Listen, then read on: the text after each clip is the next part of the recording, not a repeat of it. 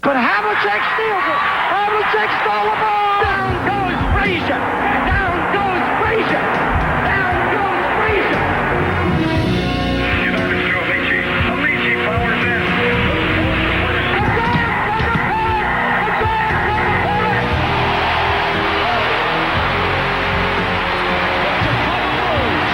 Won their sixth NBA championship. Gibson swing. This is gonna be a home run. Unbelievable! I don't believe what I just saw.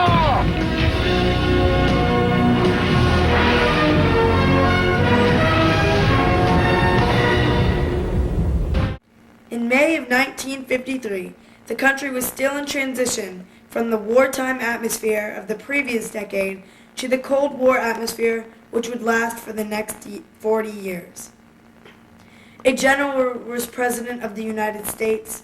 We were fighting an undeclared war in Korea, and ex-GIs were being drawn to the newly dubbed suburbs by the GI Bill and the promise of next stage of the American dream. Into this social upheaval came one James Bruner Reifsnyder, born in Jersey City, New Jersey, and quickly whisked away to the promised better life in Florham Park, New Jersey. There was no better time in our country's history to be the descendant of German immigrants living only 30 or so miles from the largest concentration of Jews in the world. In true 50s style, Jim's parents, Howard and Dolly, did their best to shelter their boy from the harsh realities of the real world. A former neighbor remembers. Jim seemed like such a good boy when we were growing up. Polite, hardworking, good student, blonde hair, red eyes. Now that I think about it, those eyes, there's that nickname, Reef, should have tipped me off that everything was not all it seemed to be.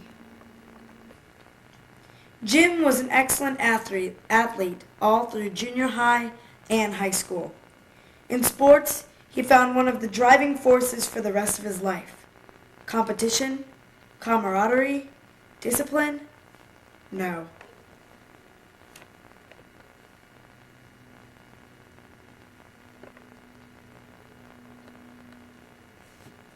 Jim gradually realized, as did many of his peers, that there was more to life than the sterile confines of suburban America. His parents, however, decided that Jim liked the sterile confines of suburban America, however, and enrolled him at Bucknell University. Sporting 17 Jews, 9 blacks, and 2,138 kids from the Petty School, Bucknell gave Jim the motivation he needed to finally throw off the chains of someone else's dream and carve out the life he yearned for.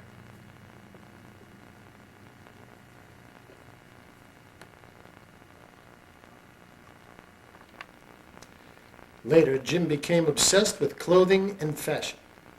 He insisted that all his friends dress exactly the same way.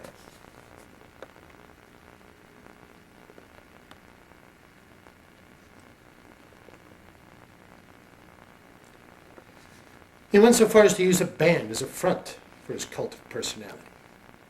He watched us like a hawk. There was no audience, just the mind-bending repetition of his favorite song, Cars by Gary Newman.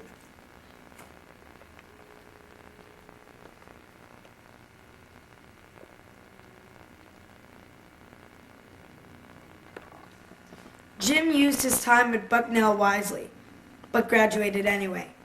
He went on to Florida State University, where he intended to pursue a career in American history. Unfortunately, his first class was the history of the cotton gin, not the history of gin. He did the wrong homework and barely made it through 1 year. Returning to Pennsylvania with no money, some things don't change, and a strong desire to live with his parents in Williamsport, Jim instead met up with an old friend of indeterminate nature.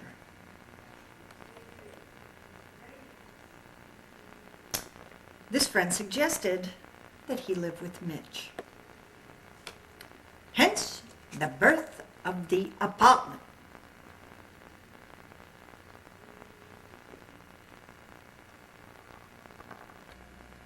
Jim reveled in the lifestyle of the apartment. He learned how to be tolerant of other people and the benefits of a disciplined and hard-working life from Mitch. The two of them pushed each other in all areas: basketball, softball,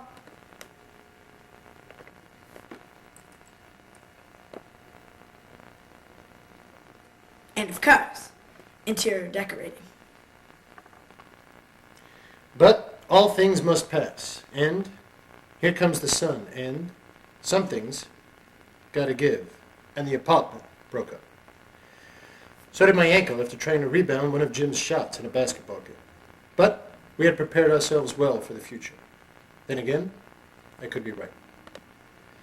Gordon headed to the tropics, I headed to the bathroom, and Jim began his lifelong dream of starting a school for synchronized cooking.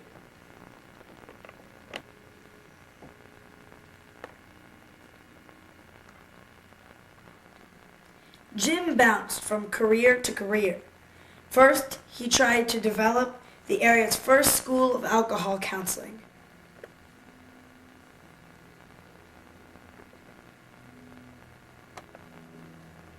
Then, there was the infamous Kids Without Pants nursery and diner.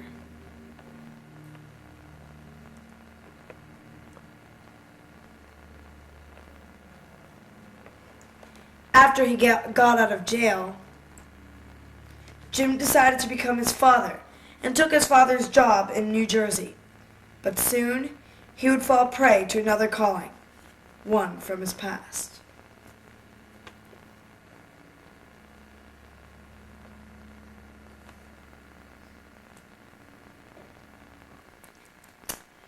Mitch and I got married in 1981. And it was my idea. What the hell was I thinking? Well, anyway, I thought at least I don't have to deal with this apartment crap anymore. Wrong. They came back like the swallows to Capistrano. Talk about a mess. But I like that Reif Snyder boy. You know, there's just something about those eyes.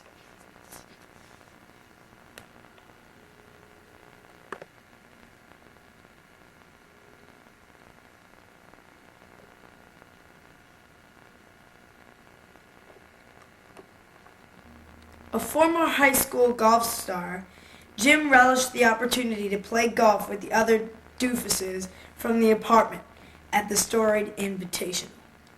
But, as a hedge against an unexpected loss, he had elective hip surgery, even though there was nothing wrong with his hip.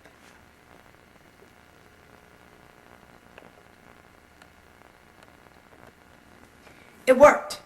He has never won with anyone at any time, for any reason. He even tried hand-picking his partner, to no avail.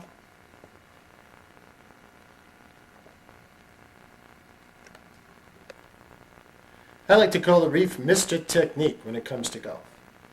He's constantly practicing his grip in the mirror. At least that's what I think he's doing.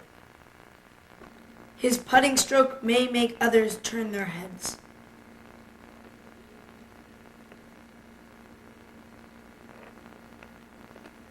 His full swing may empty golf courses.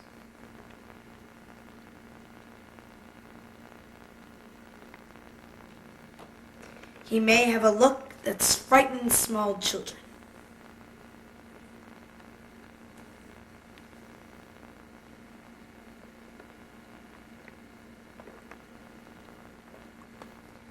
But the most profound part of Jim's legacy will more than likely be his burning desire to win the AI. Will he be John Elway and win as he approaches the twilight of his career many years from now? Or will he be Dan Marino and never smell the sweet aroma of ultimate victory?